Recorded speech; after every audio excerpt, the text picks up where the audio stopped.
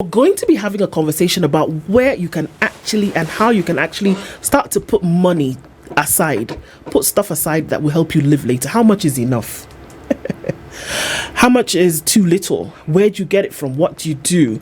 And our very good friends from Standard Chartered are going to talk with us about that today. Ouma Orero is the head of Wealth Products Kenya and East Africa at Standard Chartered. Yes. Ouma, good morning. Good morning. Good to see you again. Good to see you. Karibu sana. Asante. A city has told you now where to fly when you've put all that wealth aside, so it's great, isn't it? Yes, it is. Also joining us this morning, great to have you here. Even and it just I saw your smile and I was like, okay, this is fantastic. Yes, great to have you here. And Catherine Ayota is here this morning as well, who is a client of Standard Chartered. Catherine, good morning. Good morning. Good morning, and thank you for having me as well. Well, thank you for having us. Thank you for being here today. Very glad to have both of you here. And you're in the hot seats of the Situation Room this morning, but now you're sharing your experiences with, so maybe we'll turn it down just a little bit because now you're here to tell us, right? But before we get into it, CT is going to give us today's proverb, and then you'll tell us what you think about it, what it means to you, and how you would essentially translate it. Fair enough? That's good. All right. Our proverbs for this week come from the People's Republic of Mozambique. By persevering, the egg walks on legs. Let me repeat it. By persevering, the egg walks on legs. What do you think the Mozambicans were trying to tell us? Let's start with you. Ouma has been here before.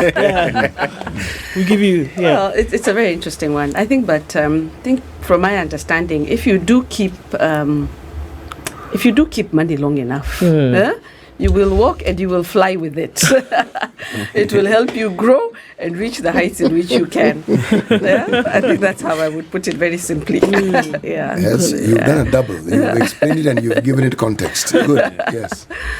And for you? Yeah, the way I would look at it is that by being consistent in whatever you do, you will always reach your destination and journey. And when I look at it that way is, for example, for a butterfly to fly, it starts at a certain stage. By taking those different stages, it gets to fly. So I think that's the way I will look at it, that wherever you want to go, it takes time and you have to give it a journey. The analogy is excellent because look at a caterpillar. If someone told you, this is a flying creature, you say, clawing my foot. I can see it crawling, but not flying. But give it time, it actually ends up flying, doesn't it? It does fly. Yes. And I mean, far be it from me to not make the connection directly to, what we're talking about this morning, that you tell ourselves, well, it's just a little bit, and you get to that place. And that's what we're talking about today, isn't it? We've been having it's Wealth Wednesday conversation.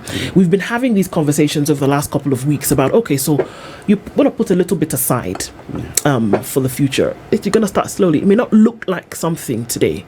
I mean, when you look at the beautiful butterfly and then you look at the caterpillar, and you're in your farthest dreams, would you ever imagine that caterpillar would become a beautiful butterfly, right? Yes. So it takes a little bit as you start. So now we're talking about, wealth and retirement and how much is enough. So let's start off with you. Yes. And in the retirement journey, where do you begin? I think one thing that we really need to have a conversation on, and it's very timely, is retirement. And it's one thing that when you listen to what Retirement Benefits Authority in Kenya keep on talking about and making sure that we retire with dignity, we retire the way we intend it to be. But at the moment, it's not necessarily so for most individuals. When you retire, you realize that your earnings drop by almost 50%, while your bills and your obligations are still, in most cases, the way it was. Now, where do you start? It should be immediately you start that job. Immediately, day one, when you get into work, the first thing that needs to come to your mind, how do I plan for my retirement? Because it ultimately comes through. And yes, in most organizations, you will have a retirement plan, but what we see, it's not always enough. Then how do you use your earnings? Because when you're employed, you earn a salary, and even if you're working on your own business, you pay yourself. How ultimately within some period you will get to retire. So the very first time when you start working for either yourself or employed, that's when you need to start thinking about retirement. What exactly do I want my retirement to look like? And when you do that and you set your goals, because that's what brings the foundation. I want to retire in either my rural area. I want during my retirement, I've got 2 kids, 3 kids, and I want my kids to have this kind of education. Now, how do I plan myself to make sure that I achieve that goal? When you set your goal right, then the discussions on how do I be able to make sure that when I retire, I got the income that helps me be able to maintain the lifestyle that I had. Because your lifestyle should not change just because you've retired. Your obligations will be there, and life tend to get a little bit more expensive. So how do you plan yourself to make sure that you retire with dignity and maintaining your lifestyle?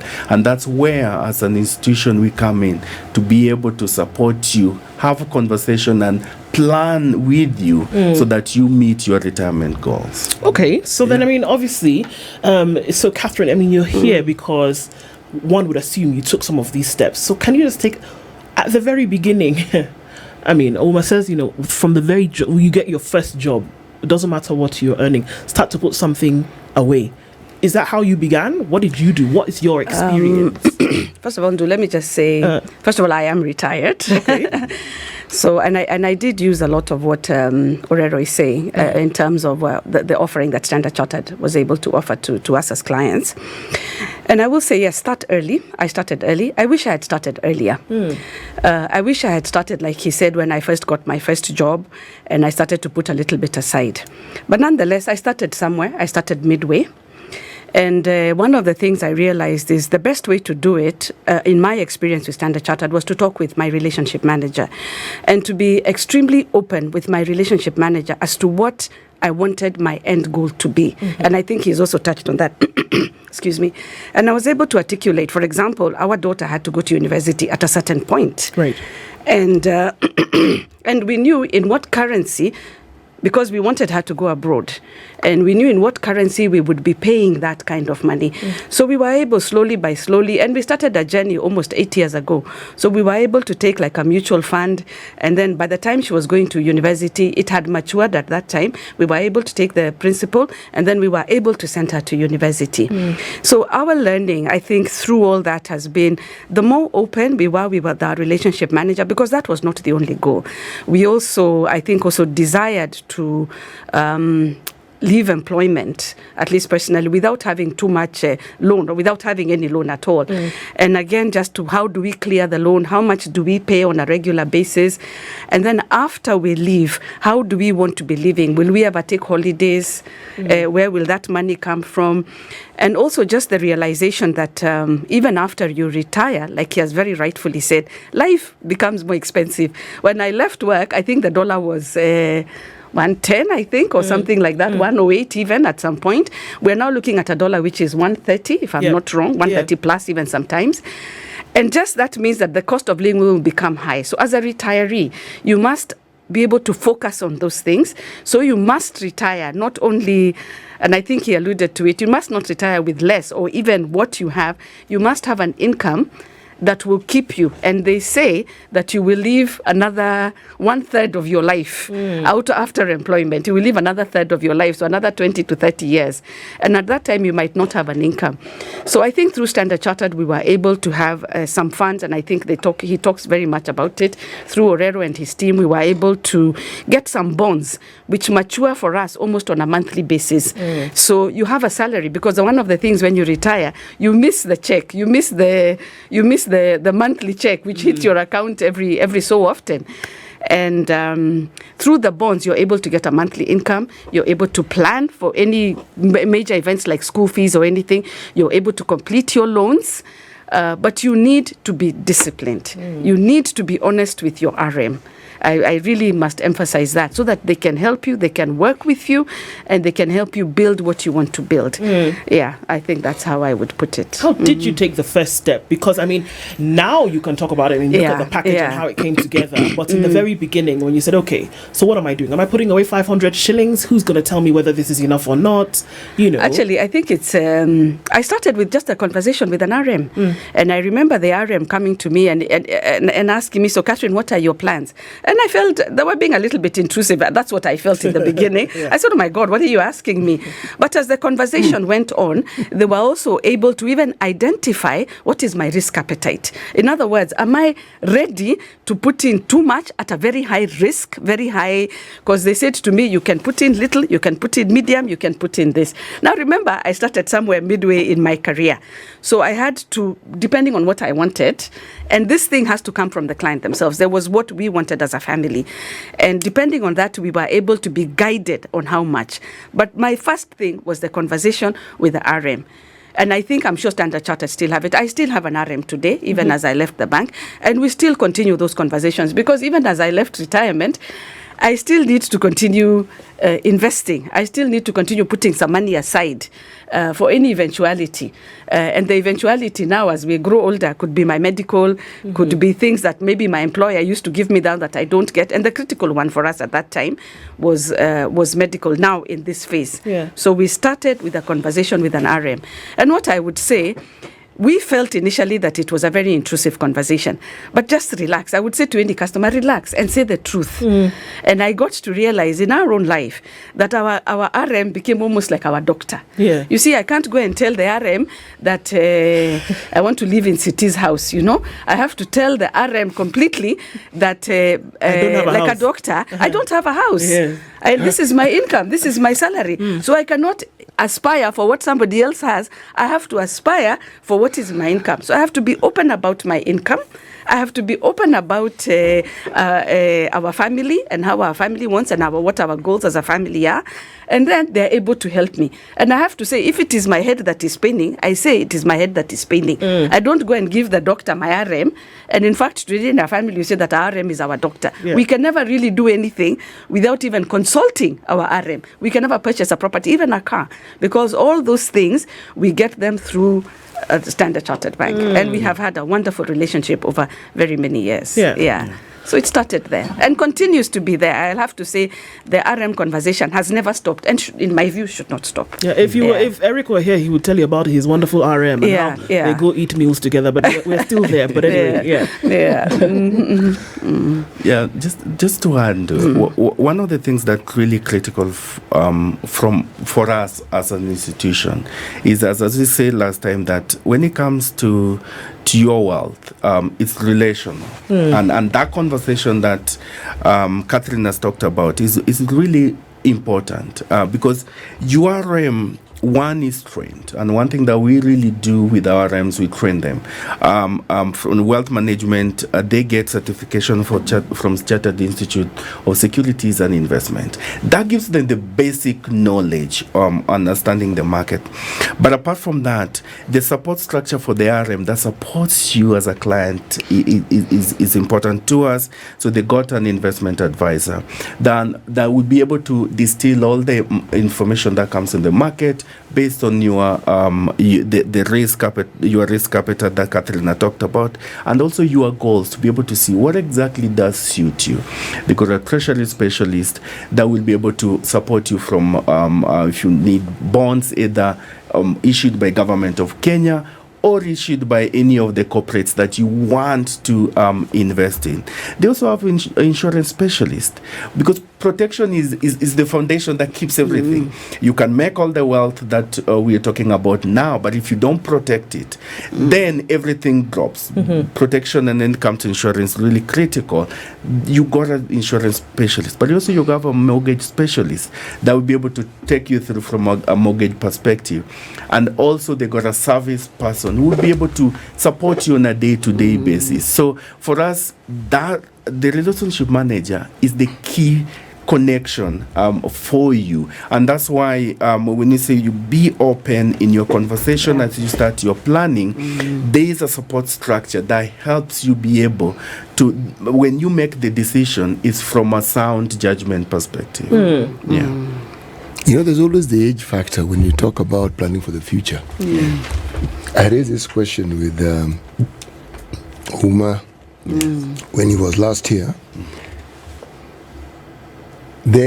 We have a very, or should we say, remarkable phenomenon in this country. It's our youth bulge. Yes. Which means that these are people whom a bank like Standard Chartered can hope to have as clients for a very long time, simply because they are young. So then it begs the question, what then has Standard Chartered got as a plan to determine how they can bring in this age set from before they even get a job, so that they understand this, to the time when they get their first job. Because if someone understands this before they get a job and they begin. Or It's true. even if they don't have a job but they have money, they get money, they are already thinking of investment. So by the time they're actually earning a regular salary, for them it's a walk in the park. Okay? That's them. Yes. The plan to capture this huge group of people. That's one, too. Then there's a question of retirement. I am at that age where many of my contemporaries have actually retired. And I'll tell you this, you retire carelessly, you'll suffer. Yes. True that. Yes. You're right. True. And, well, that is the flip side of the coin that is supposed to wake you up. But then there's the other side. People who have reached what we conventionally refer to as the retirement age, some of them actually, their income spikes. It doesn't go down. It actually goes up. Yes. Yeah. How then do you capture people who are within my age bracket, who may be in that position, and they're thinking traditionally of how to invest, plot? Maybe not not a flat, but plot. I like land. I actually like land. Yes. The idea of land, I love the idea of land. Yes. How do you get to this group? Because that group of people, unfortunately, are also very opinionated. Yes. They also believe they know. But so these two diverse groups, how do you get? Yes, how do you get them? And thanks, City, and it's very critical because majority of our population is young and they're starting. And as you say, it's always good to start them early. One of the things that we have and the outreach program that we have at Standard Chartered Bank is what we call the Future Makers. And what we do with Future Makers is be able to instill some of these life skills in this age set. And mostly we would go through universities, schools, and give them financial literacy courses or conversations, so that when they get themselves to start the first job, that idea of savings comes in, and it's one of the reasons why AC Shilingi Fund really works. And when you look at those who are investing in it, most of them are the younger people. They put the 500 shillings every day, every week. As they start, and we're seeing that shift happening. My generation, when I started working, weren't like that. This generation coming into the workplace are starting to save more, and that's why what we do with the Future Makers is really critical, to be able to start them early into the investment journey. They understand, they have more information than our generation, and what they need is to be able to help them to distill that information. What exactly works for them? That's one thing that is really critical for that. It's more engagement and more education as they start, so that they know, because there's so much information. How do you distill what is important? How do you distill that what will be important to you now and what is important to you 20-30 years from now? Consider banks and financial institutions and even insurance companies or big corporate entities have a CSR. Some dig wells, some do all manner of things. But in the education sector, beyond giving people bursaries, what if you sponsor through the Kenya Institute of Curriculum Development a club or an idea that has to do with banking, that has to do with saving, that has to do with investment, so that it's something that people encounter on a daily basis in their process of learning. I'm saying this because one of the things that helps nations grow is a nation that has a saving culture. Yes. We don't have a saving culture. We don't even have a banking culture. Yes. We don't have an insurance. Those things that help the citizen to put the money together, we actually don't have it. Yeah. So, in my mind, the only way you get to change that narrative is if you ensure that it's something that people will encounter. Yes. It's deliberate. So it's not that you are walking along the street and it hit you on the head. No, it's something you encounter. So it is part of your thinking and learning. Yes, exactly. That's important, and I think it needs a lot of consideration for us to do. And it's true in our education system, we don't get taught about banking or saving and all that. It's by the time you reach to have that conversation, you're well into your life. So that's something that is worth looking at. The other piece you talked about, the older generation near retirement or who have retired. When you look at some of the and I'll keep referring to Retirement Benefit Authority a lot. In the survey that they did, that they released this year, they asked one question: what is one thing that, when you look back as a retired person, you wish you did? You had more? done. 61% said, "I wished I would have saved more." That's one thing they talk about, that they wished they would have saved more. Around 40% say they missed the paycheck. That Catherine talked about, that you missed the paycheck. The surety. Now, as you say, City, that age group is opinionated, I believe it depends on how that conversation is held. So, because it's not a matter of telling you what you need to do, is having a conversation so that you realize in yourself as City what exactly is important. What is critical when you are at that retirement age is cash flow, money coming in. Assets are really important. Land, homes, you need to have them. They are critical in your portfolio. But as you get older, you need a little bit of more liquidity, cash. And that's where investment come in, to be able to give you that consistent cash flow, that's money that's coming to you. And I think some of the conversations that we have with a number of our clients and discussing this, what you say we should be doing with the younger generation is exactly what should happen with those who are nearing retirement or at mid-stage of their career. But this conversation is not happening as deep as it should. Indeed. It's a conversation that we need to have, so that as a Orero, how do I look at myself 10 years from now when maybe I retire? What do I want What do you want to do? Well, that's my, I've got kids. At what stage will they be? What will be some of my obligations? And where will I get the money to meet those obligations? And when we have that conversation, then you'll be able to say, okay, I love this land, it will give me my A, B, C, D. I need to have X. Maybe you have property that gives you rental income. You want to pass it to your children. But I also need a little bit more of my money in illiquid investment, like government bonds, or if their kids are going to study abroad, in foreign currency investment like the mutual funds or the corporate bonds that we do have, that will be able to give you that regular income, because that's what you need. Catherine talked about medical. Yeah. We're having a conversation about what is enough in terms of putting something aside for retirement. And Ouma Orero, who is the head of Wealth Products Kenya and East Africa at Standard Chartered Bank, and Catherine Ayota also, who is a client and who's also given us some really interesting morsels of advice in terms of what you can do. Our guests this morning, and we continue with that conversation. Just coming in from the break, Orero, now going to you, Catherine, is that we said, okay, how much is enough? But then I think it's important to talk about the what, isn't it? Could the what now inform the how much? Because what is it that you're going to be doing with this money after retirement that would then inform the how much is necessary? Am I right? If you allow me, can I just also add on to the children conversation, if you allow me, and then I'll go back and answer your question. Yeah. How many times must we say we allow you for you to believe it?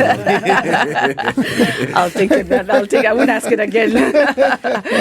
Okay, I think, you see, when it comes to children, first of all, I personally believe that children, it's a question of how they grow up in the home and what they're taught in the home. So creating a savings culture begins first and foremost in the home. And I think I'm so passionate about RMs that I will tell you one of the things my RM said to us was that the RM is for the whole family. So she began a journey with us on the children and helping us open an account for the children so that they opened a junior account and they were helped grow up with that junior account. By the time they were going to university, they still have the dollar account which they have here, which they can even use while they are abroad. Mm-hmm. They've been taught to invest. They are a very good partaker of the Shilingi Fund because it was made aware. Again, like I said, and I keep emphasizing, if we're very honest with the relationship manager was able to know that we have children and that these children will need some banking thereafter. On the retirement side, as I was retiring, I also have like elderly parents, elderly friends who have left work. And I think we were also able to, as the conversation continued with our RM, we were able also to bring the next generation. My parents, for example, started the wealth journey at a very late age. And they were able to realize as they were growing old, they cannot meet their medical needs, that they needed that to pay. And we were able to have conversations where we were able to liquidate some of the fixed assets that they had so that you're not asset rich and cash poor, as our RM told us, that we were able to liquidate, put some in the bonds for the older generation, my parents in particular. And through that, they were able to earn now a regular monthly incomes, or in these coupons that come in at different times, and also to help them. So what I learned through our RM is that it's never too late to start. And it's never too young to start. So we just start whenever you're there, and whenever you know. I would say to anybody, please start. Yeah. Please start. Yeah. Now, your question that you had asked me, what is enough? And I think that question somebody has to soul search themselves. I had a boss who once said to me, determine your enough. And once you determine that enough, stop. So my enough will not be your enough, will not be Orero is enough. And what is going to make that enough enough? And asked him, do you have a guiding principle of what is enough?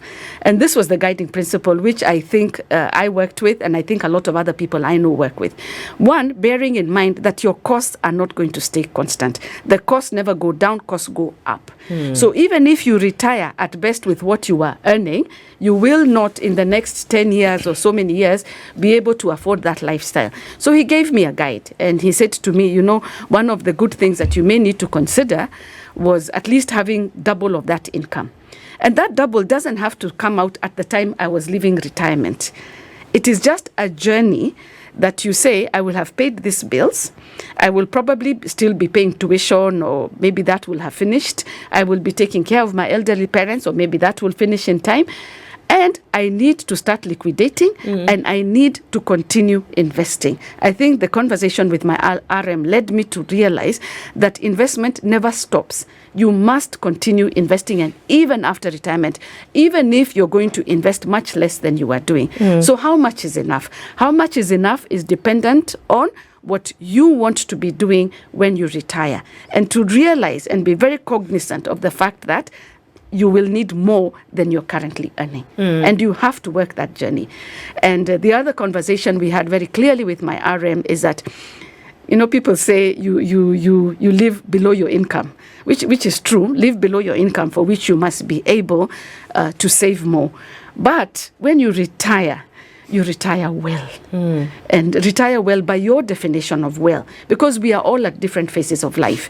And my retirement of well and his retirement of well, or Orero's, might be a completely different definition. So retire well. Live below your income and finish strong. Okay. Yeah. Actually, you know what is the reality is, as you get older, you need more money. You do need more money. As I keep telling my colleagues here, You need more money. that's when you start replacing body parts. Yes, it is very true. Yeah. Yeah. So, I mean, Orero, back to you. I mean, on this, and look, kudos to you, Catherine, because I think she has made the case for RMs. Clearly, she has gotten the subject matter of this. I mean, if there's a case for RMs to be made, Catherine's made that very clear. But then, you know, the conversation that because we can talk about these things, but if we don't ground them in reality, which is why I'm very happy that a living, blood thumping human being is here to tell you this is actually what it's done. But if we don't ground some of these issues to the reality, then it becomes a bit difficult, doesn't it? So there are folks today who are saying, you know what, this is great. I know I need to put something aside for retirement. I know what you're telling me, but you know what? I'm barely putting it together in my existence today. Right? 3 meals is a luxury, and these are human beings. We are not talking about people from Mars. 3 meals is a luxury. My own vehicle is a luxury. Savings doesn't even come into play. Where does the conversation start? Where the mountain of challenges seems to outlive any kind of reality or possibility of putting something aside. Yeah. Now, you're right. Depending on what stage you are at the moment and taking note where we are, yes, the cost of living has gone up, and somebody would say that I'm barely making it. How can I be able to start saving? But if you step back and look at your expenses and where the money goes, there are things that you realize this might not be a necessary need. This might be something that I just want, and you can't always be able to find spaces in it. Because if you make the decision to say, I will put, say, 10% of anything I earn away, you can't be able to work on your budget and find a path for you to grow. And it doesn't have to be on day one. As you say, okay, if I do 10% now based on where I am, it might be a bit of a challenge. 5% might work. But one of the things that worked for me when I started my saving culture, and the realization came when we had our firstborn, 17 years ago. I realized that the 2 salaries all of a sudden wasn't enough. We had a third person in the family who actually was costing more than what we were spending. All of a sudden we didn't have money, and that was the truth. Now, the conversation that helped me get out of that is, as you start your journey, if you're employed, your income will go up. You grow in your career and your income grows up. What you don't do, and what I didn't do, is to make my lifestyle and cost of living rise up with the income change. Okay. The income change. Yes, there's what you need to cover for inflation, that you're buying, let's say, unga at 100 is now 110. That's different. But if the income rises faster, that extra bit and having the discipline to save that extra saves you a lot when it comes, look at it from a longer time. So it's not a point in time conversation. Yes, things might be hard for you now, but they're not going to stay hard in 5-10 years. If you plan well, then you get yourself into that perspective, and you start yourself to save and put money away. Having set that goal helps to be able to bring everything into perspective. Yeah. Do, if I may add, Yes. I always say retirement is like a pregnancy. You get pregnant now, in 9 months you will give birth. Hopefully, yeah. Yes, No, hopefully I'm you will joking, give I'm birth. joking, Yeah, yeah. you will give birth You in will. 9 months. Yes. And at that time, the baby, you will need the diapers, you will need milk, you will need to start, where will that baby sleep, what will that baby happen? So it is like retirement. It will come whether you like it or not. It will come. And you had better, like for your baby, prepare. Right. Yeah. So no matter what you earn, no matter what you think is little, that baby will be born. That baby called retirement is going to be born. And when that baby is born, please have a shawl to cover the baby. Please. and some money to buy powder milk, some money to buy diapers, please have it, because you will need it in your retirement. Yeah. The part of education for children who may be young at the time where you start to put something aside, who will go to, will go to university, for example. I know that's also a big component of saving for that.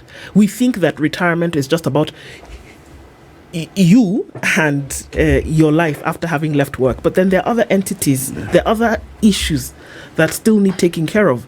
Because you can imagine if you started and a child is born and now they are 18 and you want them to go to university, whether you want them to go to university in Kenya, whether you want them to go to university abroad, that burden lies on you also in your retirement, at least knocking on retirement.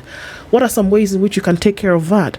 And as we talk about some of the elements, you talk about bonds. I mean, I don't think we can talk about them enough. You talk about funds, you talk about bonds, you talk about things that can pay you on a monthly.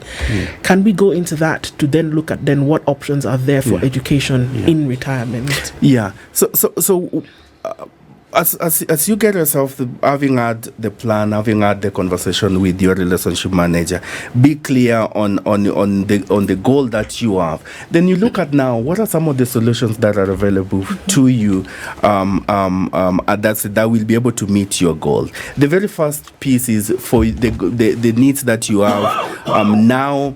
You have the money market fund, it's the Shilingi fund that more or less gives you can go in and come out every time that you wish. The next set is the government of Kenya bonds. You live in Kenya, you have the Kenya risk, and your expenses and bills are in Kenya.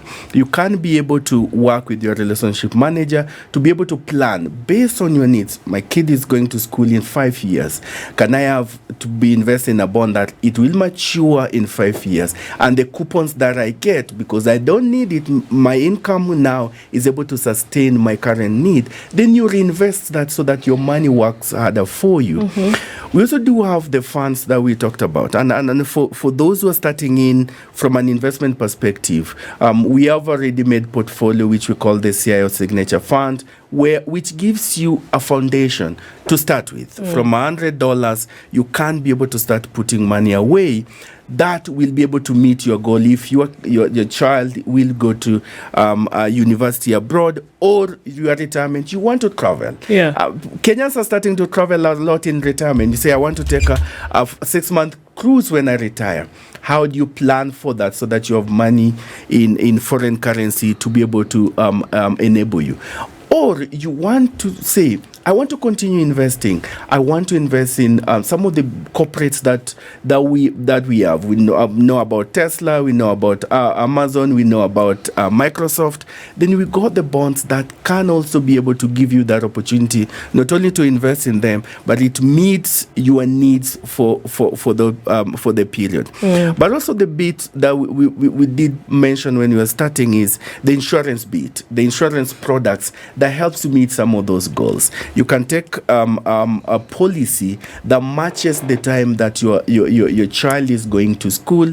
Then you get the payments for the period that the child will be in school. But also it offers you protection that if life happens, as it usually does, then your family will still be protected, and the goals that you had in mind that you set up will still be met. It's interesting that you say that, and I just want to, just share a little bit of something that oftentimes you think that these guys are living in the sky. There's no way you can tell me that you can put something aside and you can live on it for the rest of your life.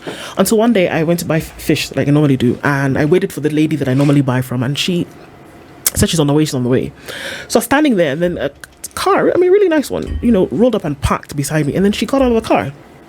I looked at her and I said, oh, okay. And she said, yeah, her children, two of her daughters are in school in the UK, university. And she said, yeah, I put a little bit of aside every since I started, and she has nothing else than sell that fish. And I was floored, because from that fish, she's put something aside for 18 years. Yes. She sold fish in that spot for 18 years, put something aside. She's driving, her children are in school in the UK. She still comes back to sell that fish. And so in my mind, I was like, you know what? there it is. Yes. It's a decision to say that I'm actually going to do something. It doesn't really matter what you do Yes. or in what situation you are in. You can actually do something. And is that not the leverage upon which you're able to now hold hands with people who walk into the bank today and say, exactly, you can do something, folks? Yes, yes, you can do something. It doesn't matter where. And it's that discipline and being able to know what she wants. And that's why she's able to put money away. She knew where she wants to take her kids for further education, and she's living her life, and she still enjoys what she does on a daily basis. And that's what life is all about. That planning, being consistent, and really having a goal in mind helps put everything in perspective. And if you are consistent and you got a partner that walks the journey with you, you will always achieve your goals. Standard Chartered, you tell us that your doors are always open. There's somebody to have a conversation with you. CT did it last week. I can testify that CT did it last week and went and had a conversation. Somebody was able to open up and say, Rita, her name is Rita. You see, relationship manager. Yes, Rita Gaduru. So yes. I mean, thanks for starting the journey. Yes. Just let us know again how we can get in touch with you and what would happen after that. Yeah, so you can have a conversation with us. You can reach us on wealth.kenya@ac.com. Send us an email and we will start the conversation and start the journey with you. So that's wealth.kenya@ac.com. wealth@kenya.sc.com. wealth.kenya@ac.com. Yes. And so, Catherine, for you, even as you wind down, it continues. You are happy with the decisions that you made in the past to be able to help you towards the future?